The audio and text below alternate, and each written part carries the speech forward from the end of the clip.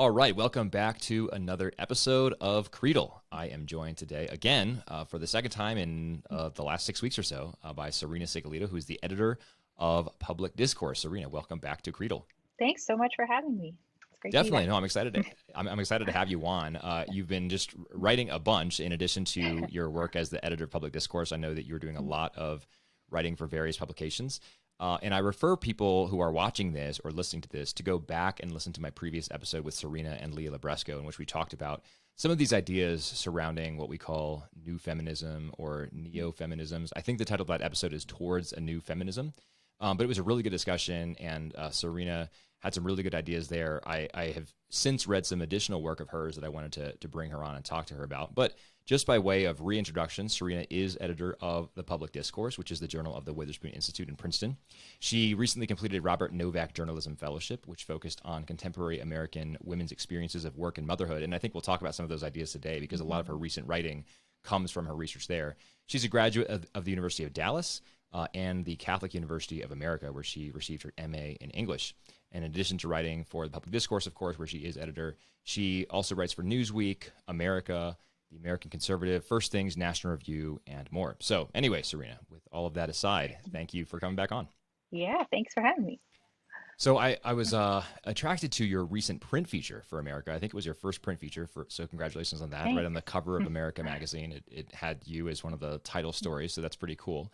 And I read that piece. It was very good and very compelling because you explored some of your research talking to women who are working and being moms in America, and also talk to them about how their formation, their upbringing shaped their ideas about women and motherhood and career. And so I think the sort of intersection of all of those was really important. But one of your takeaways in that piece was that, and I'll read here a quote, you said, "It is important to listen to and learn from the stories of women who have been harmed by both traditionalist and modernist distortions of the church's teaching." Mhm. And as I read that, I was, of course, nodding along. But I'm certainly not as familiar as you are with how those distortions have impacted women. So I'm wondering if you can share a few examples. I think it's very common in Catholic theology, in thinking about how theology applies to culture. It's very common that we find that the ideal really is this Aristotelian mean between extremes, Mhm. right? That there are distortions on both sides. And so I'm wondering if you can talk on the one hand about traditionalist distortions of a conception of womanhood, motherhood, feminism, and on the other side of modernist distortions. How do those harm women? How have we seen that happen? Yeah, I mean, so that that piece came out of some really interesting discussions that I had actually within a Facebook group of UD moms, alumna from my college, or alumni, I guess. And it was after Amy Coney Barrett was nominated to the Mm, Supreme Court, and there was right. such a firestorm around that. Yeah.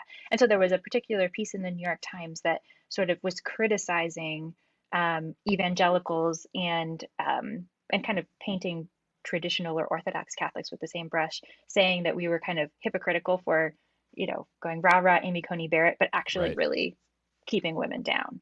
I remember Um, that piece. Yeah, it was yeah. So rather unfair for several reasons, I think, but maybe not yeah, entirely. So yeah, I think there's something there, but I think she's overgeneralizing a lot because I was sort of like trying to check my gut reaction, which was like, excuse me, right, like right, the Catholics I know are not like this. Um, but I wanted to see, like it felt like there was something there, and especially because, as I was speaking with people, some people really did resonate with this and really hmm felt like that was true to their experiences. Um, and so I was just really interested because um, the author of that op-ed was coming from an evangelical background, and I okay. think sort of projecting the evangelical Painting with a broad experience. brush, right? Right, yeah. And so Yeah, what I think is just really interesting about Catholicism is that we have all of these different subcultures, and different charisms and all this stuff. And some of that is really good and beautiful, healthy diversity, yeah, um, but some of it is not, you know. Um, right, and right. so and so that's where I was sort of trying to delve into the ways where we can get things wrong on either end of the spectrum. So, some of the women I talked to, um, I couldn't fit everyone in that piece, but even just the ones who were Sure. quoted in that piece, things like women being told that they should not pursue a career, is an obvious one, but and sort of even if education was encouraged, it was um, only it was explicitly said, this is only for so that you can homeschool your kids, sort of thing. Right. Um, This is only to help you be a better mom and homeschool teacher. yes. And the most painful one, I was really thankful for this one woman who opened up to me quite a bit about her experiences in a fundamentally abusive home situation, Mm. where, she was part of a covenant Catholic community. Their family was in Arizona growing up. Somewhat one that was connected to it wasn't People of Praise, which is Amy Coney Barrett's, but it was sort of a spin-off of it. And in that case, it was like the really the abusive home environment and Mm. unhealthy marriage, and what was happening with her dad and her was really made worse by the messages that she was getting from her community. So there were these talks each week that were supposedly, they talked a lot, they used a lot of the language of the theology of the body, um, but it was kind of harnessed in a very controlling way. Like it sounded like a lot of the purity culture talk. You hear Right, right. some of these newer, even like 90s, early 2000s. I feel like this was a big movement in the Oh yeah, wearing evangelical world. purity rings and all of that. Yeah. Yes. Yeah. But there's like, and so like great chastity is great. We want Sure, sure. abstinence till marriage, but it's kind of a dehumanizing way of looking at women, especially. A lot of the metaphors that are used about, like chewed up gum Yeah, or spoiled women, goods, definitely. Yeah. right? All of I mean, these I was a things. part of that evangelical subculture, maybe not that specific subculture, but I was at Yeah. least like adjacent to that subculture when I was an evangelical growing up in the 90s and early 2000s. Yes. Yeah. And so I think that in a lot of communities that sort of spilled over. I think it's good to be looking for ways to, you know, see what's good in other religious communities and all of these things. But I think with some of the theology of the body stuff that would like popularization that went on, some of the youth leaders in different groups took stuff from purity culture that was Yeah. not really grounded in a Catholic understanding of femininity or of, the human person in general, or of what sex should be. And so that ended up just being really, really harmful for this one young woman who ended up being sexually assaulted later in college. And, you know, she had this kind of light bulb moment where she woke up the next morning and was like, I need to go to confession. And she stopped and she was like, if that is a survivor's first thought the morning after being assaulted, like there is something wrong here. Like this is messed up and I need to get out. And so for Yeah. her, and so she ended up, she's not Catholic anymore, and so it's such a, it's such a tragedy to think about the ways that this can create such an obstacle to having a loving relationship with God, and to knowing that you're unconditionally loved, and that, like it's just, it can really hurt people. So Yeah. yeah. So I characterize that as more of a traditionalist distortion, even though there are some charismatic elements, if you're talking about liturgy or whatever in those communities, but this sort of Yeah. Well, overemphasis. Yeah. I do like how you say it's a traditionalist distortion, right? That's not a traditionalist interpretation. This isn't just an issue of interpreting Mhm. various dogmas or doctrine. This is actually an example of taking one extreme position that actually distorts the truth of what's underlying it, right? So Yeah. it's not about modernist versus traditionalist interpretations of the theology of the body or of Catholic teaching on sexuality. It's about actually distortions, because those things obliterate or obscure the fundamental truth that they're trying to profess. Right. Yeah. And I think, it's hard with all of these different labels. But I just think it's an important distinction that there is, again, like an idea of a healthy diversity and different charisms and different, like, I think there are wonderful, say Latin Mass communities who are Sure. not distorting the truth, or Yeah, well, charismatic and when you communities. said But yeah. traditionalist, I wasn't Hmm. thinking trad. I was thinking, because like you said, some of them could be charismatic covenantal Hmm. communities, and those certainly are not trad. Right. But when you said traditionalist, I was thinking of a context that sort of embraces what would be viewed as traditional gender roles, Right. and Exactly. then uses that as a sort of a pretext for distorting the truth of Catholic teaching on sexuality, and then that's where you get the problems that you just talked about. Yeah. So I think it's helpful to delineate between the traditionalist distortions that you're talking about and trad, and I'm using air quotes here, right? But Uh, trad Catholics who go to the Latin Mass, because you're not saying those two are the same. I think that's right. that's an important Not at all. clarification. Yeah.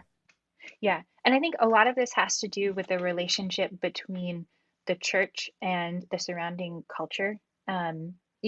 Because with this, I think it's with what I'm calling traditionalist distortions, I think it's a overly reactionary impulse of pulling back, Mm, and I think so. A lot of those are kind of dramatic stories, and you know, things like the one I just told. And so I think that can maybe get more attention. So this was written for America Magazine, which is a right. little more liberal leaning in its outlook. Yeah, It honestly, I'm surprised that they've published you as much as they have, but I think it's credit to you for being able to yeah, articulate good ideas in a winsome way. But I've been surprised to yeah. see them publishing you so much, and it's Yeah, great. I figure, but I don't want to just be preaching to the choir.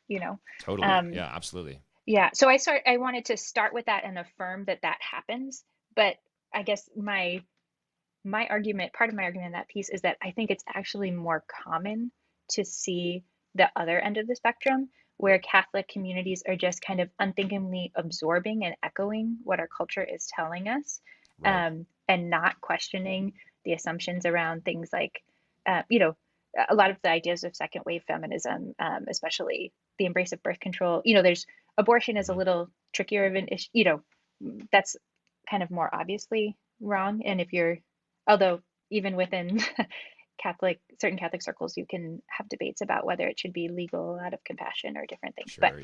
Yeah. but just in terms of the messages that are sent to young women, I had a wonderful series of conversations with a woman named Sarah Rennekamp, who was featured in that article, and I just love her story because I think it's so um, I don't know, it's indicative of or emblematic of an arc that I've seen in a lot of people's lives where they grew up in kind of a somewhat bland um, Catholic Sort of community. nominal Catholic home, right? Right, yeah. And I mean, they were even pretty like active, they sang in the They would folk go to mass choir every and Sunday. right, Yeah. exactly. But this sort of teaching that she got there was she would describe it as mere moralism, that it was like Right. be a good person.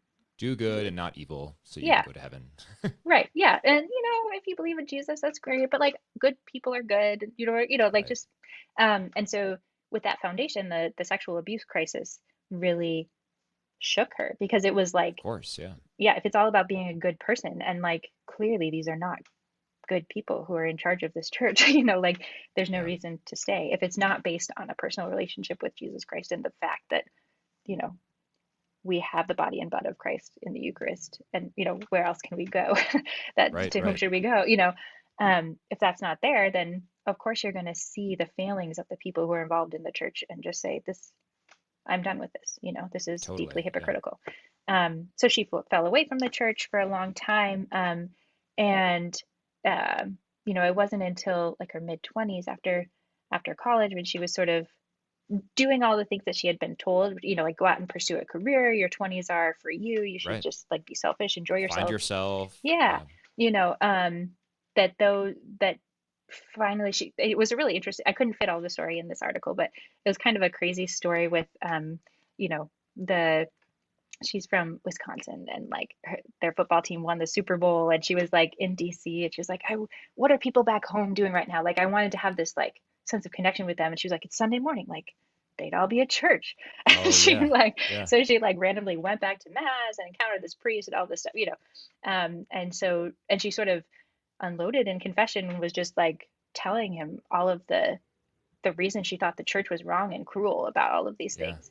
And he was just like, those are really good questions. And there are answers. Like, if you want to do this, we can do this. Yeah. Good Um, for him. yeah, right.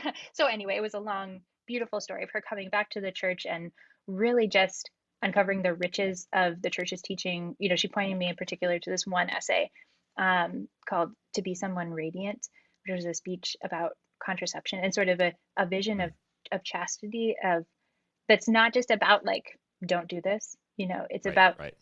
growing into who you were meant to be. There's just such a deeper and more attractive vision. So, anyways, she had to sort of discover on her own um, the riches of the church's tradition and also like the beauty of having that relationship with Christ as a person. Um, Hmm. so I don't know. That was a really enlightening story for me to think about. And I guess I just lost my train of thought. Well, one thing I was going Yeah. to say is, if memory serves, didn't Sarah encounter a woman named Anne who sort of mentored Yes. her and discipled her in the faith? Because I think that's a sort of an important part of that arc, right? Right. Another Catholic who can come alongside these young people who are struggling, Hmm. and someone who can say, like, I've been in your shoes, I've been where you are, and now I'm, middle aged or maybe a little bit older. I have my own children, I have my own family, I maybe have my own career, but this is how it's looked for me, and this is Right. what it's been, and this is how fulfilling it's been. And I think that's a huge part of that story, because so many people who Hmm. are in their 20s are sort of floundering and rudderless. And I mean, I don't know, I haven't been alive at other points in history, but it strikes me that everyone around me is miserable all the time.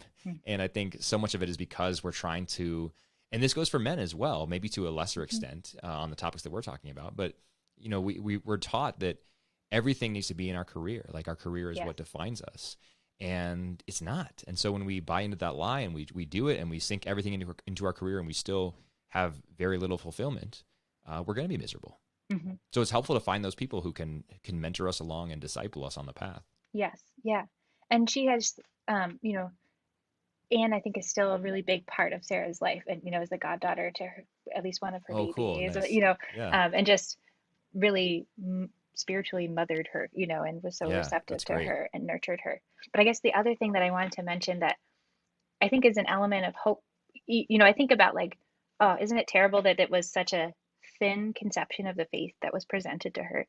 But the other part to her story is that none of this, the sacraments are real and the grace is still real, and they were like latent within her, like, that Yeah, sacramental that's a indwelling good of the point. Holy Spirit, and it kept Yeah, drawing her back. Like, she described to me, like, she would, wherever she went, she lived in different cities or whatever, she would always just, like, on her walks, like, make a mental note of where the Catholic churches were and look on their signs of, like, when is confession, like are they still doing it, like, just in case, like she didn't have an yeah, actual, she didn't intend to actually go, but it was just sort of this, she talked about it in a way that made me think of, like, in Brideshead Revisited, when they talk about, like, the tug on the string. And it was like something hmm, just, like, always pulling her back. So I found that kind of comforting, that even, like, because as a parent, I think it can be daunting to think about, like, what if I'm doing it wrong? Like, what if I'm not forming my kids well enough? yeah, What if I'm making mistakes, even with stuff like purity culture, and, like, yeah, saying the wrong things to them and all this stuff? But it's also just, like, so comforting to think about, like, Christ is coming into their hearts. You are bringing them to church. Like, this is not going to waste, yeah, and he's, yeah. yeah, your children belong to God, and he's not going to forget about them. Yeah, it's Yeah. not merely perfunctory. It's not merely symbolic. There are actual graces being conveyed and Right. communicated. Yeah, I was thinking about that. I think his name is Alex O'Connor. I could be wrong on the name, but he has this popular YouTube channel under the name, I think it's the Cosmic Skeptic. But he's an atheist, and he has recently done some debates in the Catholic world. He was on Matt Fradd's show and debated. I forget who his interlocutor was there, but he also had a conversation with Bishop Barron recently. Mm-hmm. But the interesting thing with this guy is that he was baptized Catholic as a youngster, and obviously left the faith. He was never confirmed, but he was baptized. And in the Matt Fradd debate that he hosted on YouTube, someone commented and just said, like, "Wow, it's crazy. Alex is already baptized. Just imagine, he could become Catholic and what he could do for the church." And I Yeah. was thinking about how that's a pretty profound comment, actually. Those graces are working within him, and who knows where the Holy Spirit Mm-hmm. will lead, but those graces are there. And Alex is, I think he's on a journey himself, and he's only Right. an undergraduate student now, so who knows where he'll be 10 years hence. But it's a really good point that those graces are there, and it's important for Catholics to remember that too, because it's not all about us. Right. And you're right that it is daunting to be a parent. We're both parents, and I make mistakes every day in my parenting, and Mm-hmm. encounter challenges every day, and think, oh man, I didn't think that this would come up now, or I didn't even think about how I would broach this topic, or how I Mm-hmm. would discipline in this situation, etc. And it's tough, and I know I make mistakes, and so we just have to rely on the grace of God to forgive us, and to heal them when we wrong them, and to keep coming to them in the Eucharist, in the sacraments, etc. Mm-hmm. So it's a great point. It's a beautiful one. I also wanted to ask you, also in that piece in American Magazine, you quoted this woman, Dr. Menchaca Bagnulo. I'm sorry if I messed up her pronunciation. But she teaches at, I think, Texas State University in San Marcos, Texas, which is halfway between Austin and San Antonio. And she said that growing up, she thought she sort of was under the perception that being able to be a stay-at-home mom was a status thing. And I thought that was a really important comment because people in Catholic circles frequently think that it's important to have one parent stay at home. And I think that, it's important to have parents at home as much as possible. So I think if you can, then both parents should be home. I think having more parents in the home to do the work of raising children is great. But her point is really important because there are a lot of low-income families in America who don't have the luxury of being a stay-at-home parent in either the mom's or the dad's case. And if that's true, then often it's more of an economic decision than a preferential one. It's not the mom or the dad saying, I don't want to be home with the kids. It's the mom and the dad saying, we can't be home with the kids because we have to make money. And so that might look like one being home, during the day while the other works, and the other one going to work when the second parent is home in the evening or something like that. But it puts families in a big bind, and I think that has implications for how we craft policy. This harkens back to our previous conversation with Leah, but how we craft policy about supporting these people. I think some of the discussion about the Romney plan, for example, or even even some of Biden's proposals about how to better support families amounts to, what do you think people are going to do if you pay them to stay home from work? And I think the answer is like they'll stay home from work, but that's a good thing, right? Like we should want parents to be home with their kids in general. So I thought that was a really important point that the doctor made. And I'm wondering if you have any other sort of further elaborating comments on what you think about that. Yeah, I mean, I think it's really interesting because, so she's Mexican American, and she grew up in a more, middle class, like now she's a professor and is sort of moving in, she described the progression of growing up, and then as a grad student in particular, she went to Notre Dame and was sort of exposed to all these different more self-consciously orthodox and more highly educated, Okay. more Caucasian, just different Catholic circles than she had grown up in. And it was like, as she was talking about, she was like, nobody had a stay-at-home mom. Like everybody was Catholic. It was part of their lives, but it wasn't, culturally that, there were lots of devotions to Our Lady of Guadalupe or different, all Sure. these different things going on that was very vibrant, but it was, there was never and also she talked about gender roles as being very strong, like men were very macho and women, those things were there.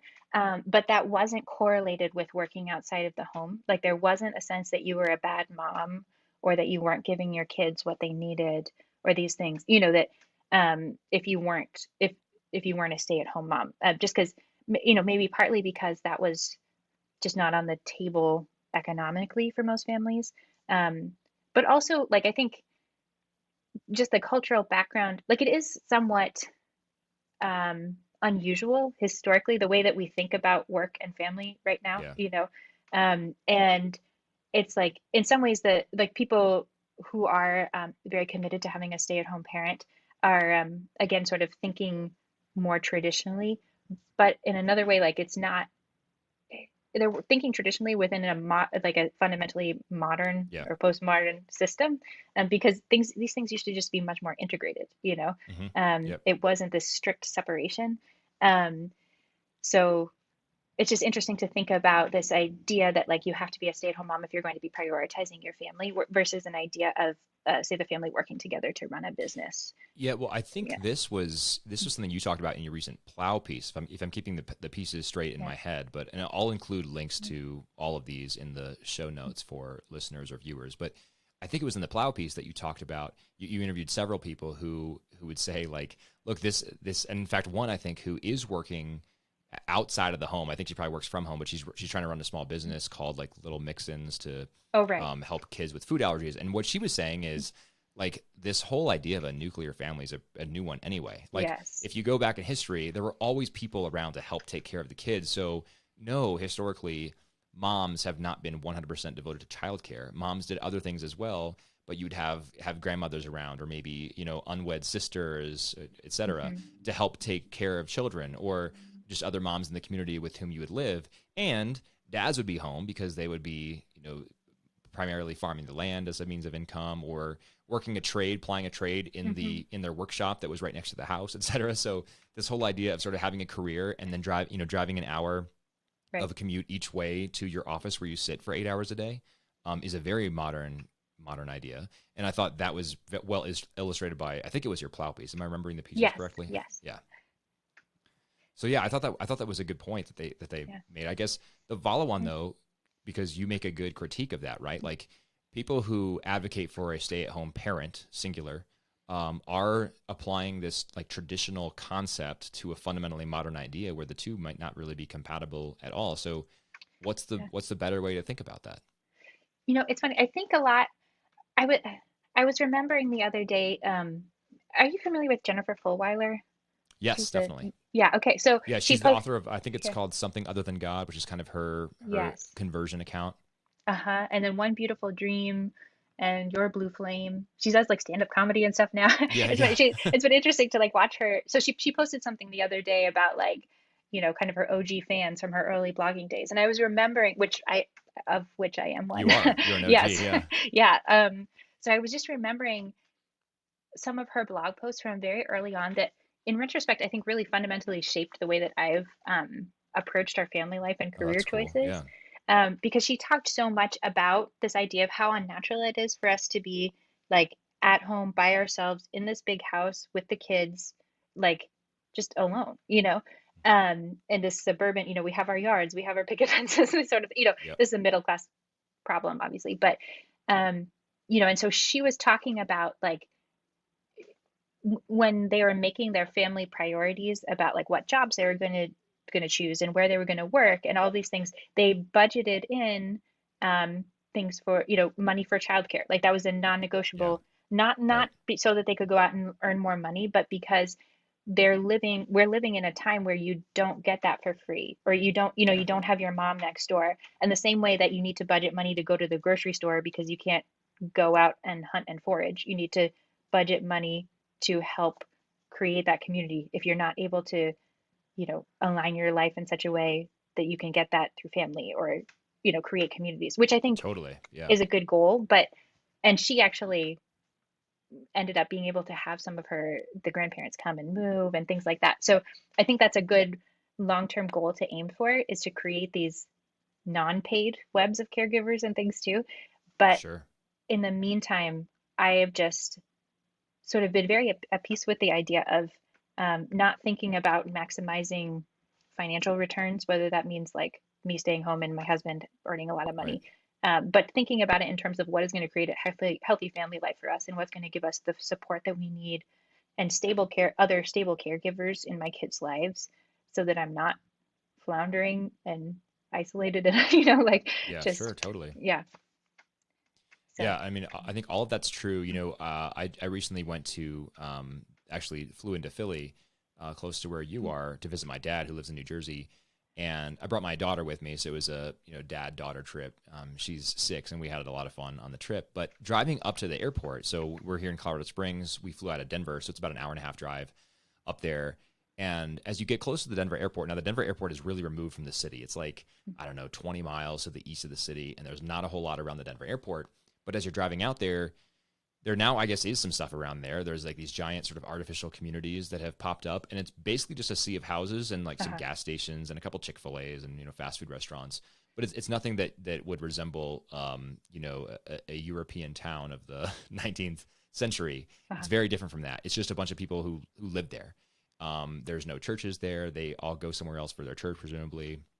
There might be some grocery stores, right? But to do anything sort of cultural, they have to leave their neighborhood Hmm. and do that.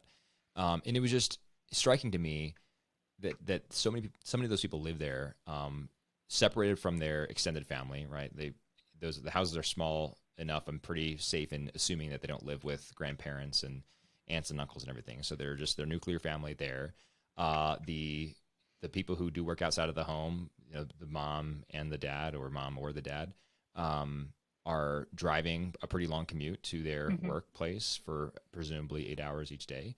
And then they go to sleep at night, probably like having very little interaction with their neighbors. And I'm not making a moral judgment on those people. This is just this is the sort of culture in which we find ourselves, and the houses that are available for a certain price point, et cetera. But Right. we've constructed these edifices in such a way that makes it really hard to have like integrated communities and integrated models of childcare and of family support.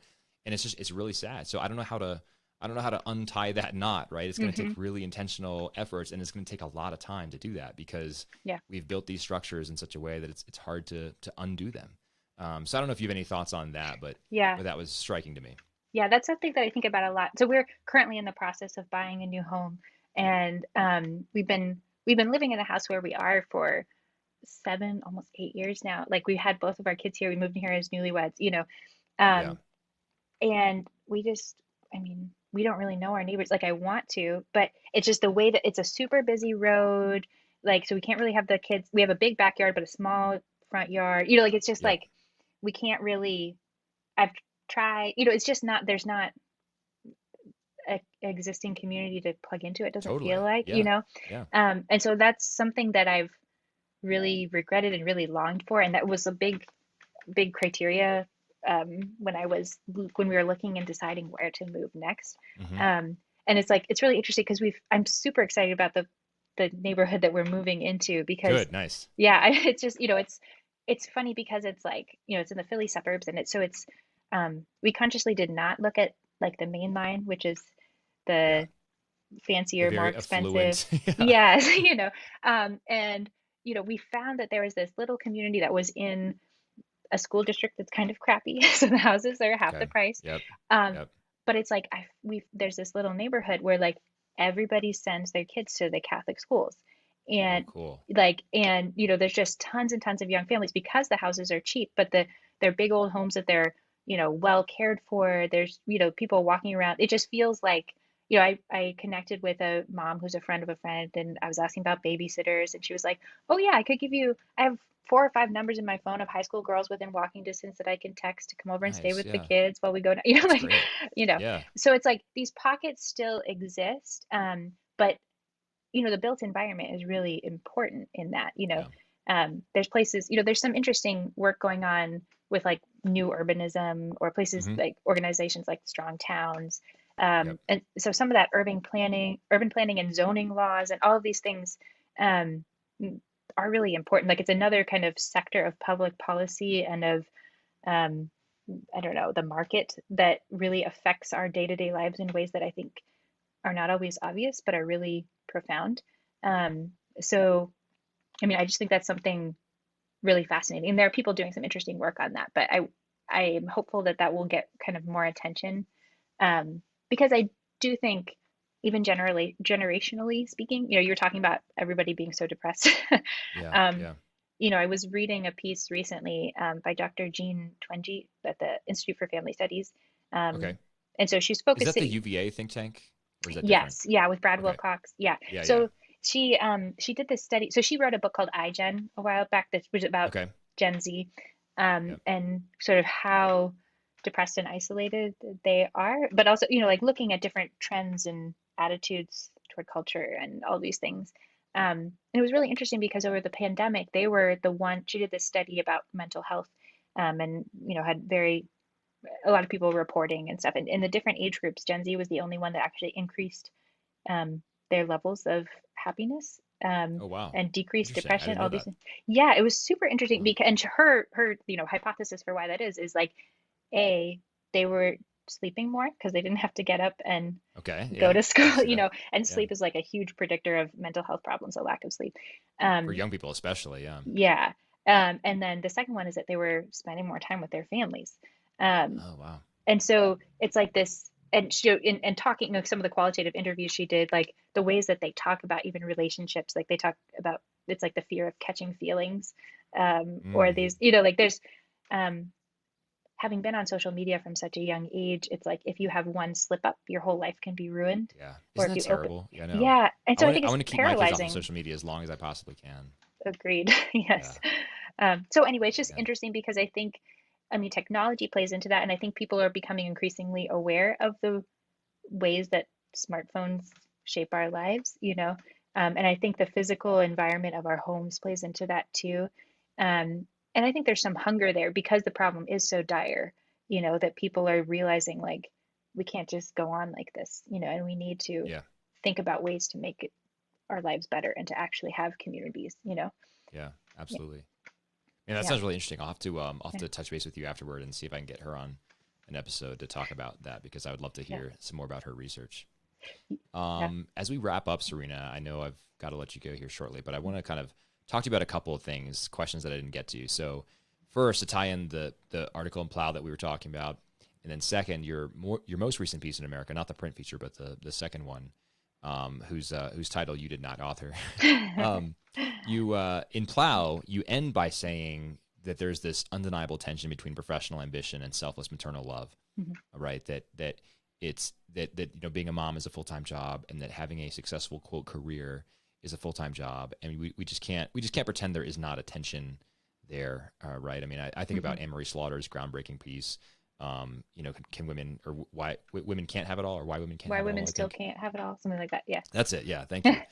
So I think about that, right? I think that tension is just a fact of life. Now, men experience that same tension as well. I think we actually need to talk more about how men need to be more in the home, being dads, because they often get off scot free, right? Like nobody's Hmm. going to judge a dad for having a really successful quote career in which he works 70 hours a week, but people are going to judge women for that because they're going to say, like, why aren't you home with your kids? And like, why do men get a free pass for that, right? So that's Yeah. a pet peeve of mine. I think men also experience the same tension, but we also can't deny that women are like more often the victims of that tension, I think.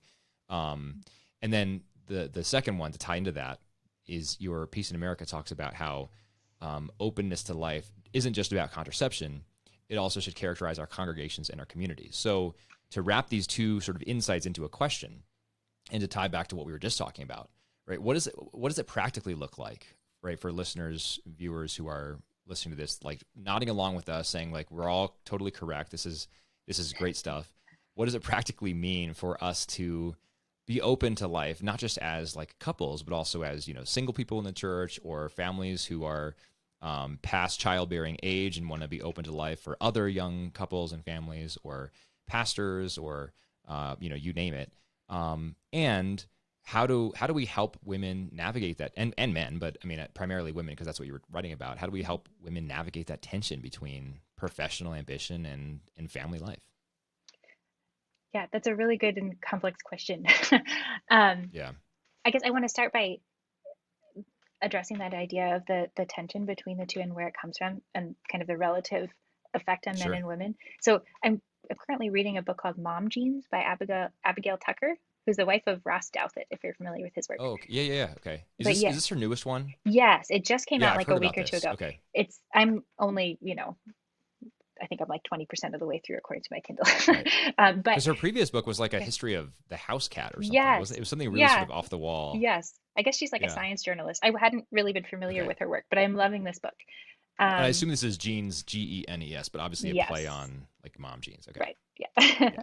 Yeah. Okay. So, but it's really fascinating because she's talking about how fundamentally the experience of bearing a child rewires your brain. Like, Yeah. and um, and she's talking about trying to untangle this idea of a maternal instinct, which she distinguishes from like the idea that you should magically know what to do or how to take care of a baby, which is not it, but it's this drive to like need to be there.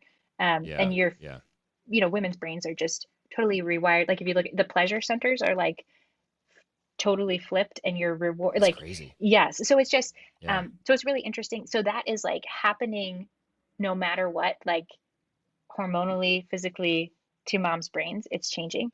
Um, but it was really interesting when she was talking about men because men's brains will also change. Um, but there's a big divergence. Like if men are not around, their brain scans look just like a non-dad.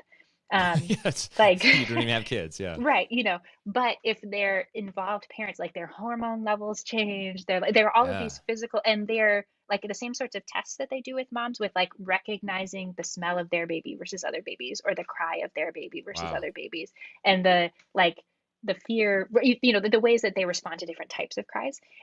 Men become much more sensitized, almost to the levels that a mother does, but only with exposure to the child. Like they have to be in the home Right. for that Right. change to happen. So it's a much more like they kind of can choose. Like versus women, it just happens whether you want it to or not, Yep. Um, Because it's strictly biological, whereas the right, man's like has to have sort of like environmental stimuli to accelerate it or catalyze it. right. That's so interesting. Yeah. Yeah. So I That think, honestly yeah, gives me hope. Just to interject real quick, that gives me yeah, hope for men coming out of the pandemic world yes. where like they've been forced to be home and be around their kids. So like maybe Yeah, something will shift just a little bit, and we'll have more engaged dads coming out of that. I don't know. yeah, yeah. I mean, I definitely think there's cause for hope for that. And it's just so Yeah. fascinating, So I think, um, so first of all, just being more aware that that's what's happening. It's hard. We have all these different scripts around motherhood, and uh, so in terms of practical support, just realizing how intense and life changing, especially the first baby, but every time a baby enters a family, Sure. practical things, like I love meal trains, like because you're always like, um, oh, let me know if I can do anything to help or Yeah. whatever. Yeah. But Totally. but then that puts the onus on the mother who's floundering and whatever, and to text you and ask you, which is an uncomfortable Right. thing to do, Right. Yeah. versus, Like, hey, can you get yeah, me dinner tonight, please? I'm really right, struggling. Yeah. yeah, um, yeah. So I really like meal trains are one practical thing that I like to just set up, and if in advance you can get a list of emails Totally. from Yeah. We try to do the same thing. Yeah. It's been exactly, great. yeah, and so And we've been the then recipient of it too on the other side. So we love it. yes, yeah, and it makes you, like food is just very, I don't, everybody needs to eat, and Yeah. especially, yeah, I mean, like if you're breastfeeding, if you're, like this is just Sure. essential, so that's one big thing is just give people food, and Yeah. if you're close enough, like say, can I come over today, or and do your dishes, whatever, like Right. these Right. very Totally. Yeah. physical things. If you're, and if you have that level of intimacy with someone that they wouldn't be embarrassed, or but to try to help them not be embarrassed that this is you want to be there, Yeah. and yeah, and I think for older mothers too, and like even I'm realizing I've been having a lot of conversations recently with young women who are like grad students or recent graduates and are kind of trying to figure out their vocation. And I'm 32. Like I don't feel like I have, I'm some wise sage, but like Sure. just Yeah.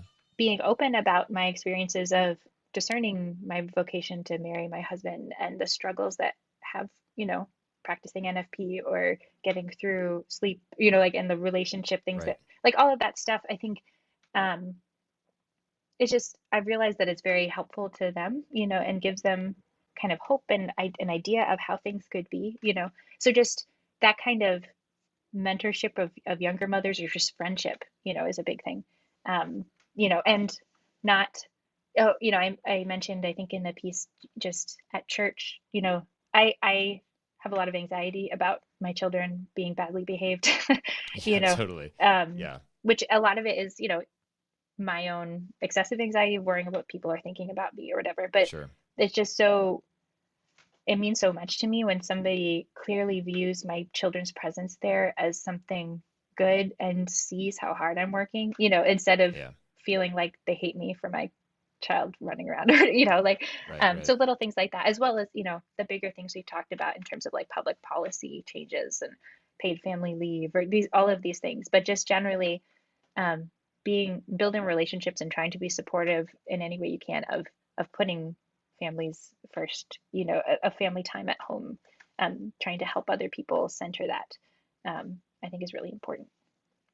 Good. Yeah. Well, those are great closing thoughts. And real quick on the children and mass thing, I totally am right there with you. You know, Sally and I, like, I don't know, it's very day to day with us, right? Yeah. So some days at daily mass, our kids will be well behaved, and other times they will not. And so, like today, for example, I had to take my son out to the car. It was just after communion, and he was acting out. So I was like, okay, well, if you can't be quiet, we're just going to go to the car. I'm going to buckle in your seatbelt. We're just going to sit there and wait till mommy and your sisters and brother come out. Uh-huh. And so, that's one tactic. But on another level, I'm kind of happy when I'm certainly happy that we're there, right? Because, like you said at the very beginning, I mean, the graces are real, and so Yeah. that's great to have your kids there.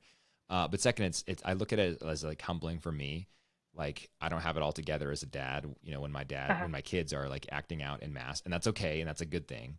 But what I also have found people to be like generally supportive, and I also look at it as a way that I can encourage other young families because I've seen Mm-hmm. I have less sort of self consciousness about it, I guess, as I've seen other young families. But Yeah. I've seen young families who, like, as soon as their kid makes one peep, they like rush off to the cry room because they don't want to have any noise at all. And then our kids are just sometimes just really, really rambunctious and disruptive. And so I look at it as like an encouragement to other young families too. And that's Yeah. one way that we can show, like, it's okay for your kids to be making some noise. It's totally fine if that happens. And just keep coming, just keep bringing them. And so I think it's another way, like, just Yes. you doing it and you bringing your kids can encourage other people to bring their kids too. And that's one way that we can be open to life in a very practical way. So, Yeah. but good, Serena, this is great. Thanks so much for coming on. I appreciate your work as always. I'll shoot you an email again in a few months, I'm sure, when I read some more of your work as you keep writing it out, keep churning it out. And for my listeners or viewers, I'm going to post Serena's recent work in the show notes. So if you want to check out any of the 3 articles that we talked about, please do that. They're great and really thought-provoking. And there's a lot more we could talk about, Serena, but since we're out of time, we'll call it for now, and we'll table some other stuff for later. So thanks so much for joining me. Thanks so much for having me. I really enjoyed it. All right, good. Well, have a great day. Good luck on your upcoming move, and we'll talk again soon. Thank you. Sounds good. To my listeners, thank you so much for joining another episode of Creedle. If you have a question for me or a question for Serena, just send me a note, Zach, Z-A-C, at creedlepodcast.com. I'd be happy to send along any questions you have for Serena directly to her. But yeah, do that. So Zach, Z-A-C, at creedlepodcast.com. And until next time, God bless you.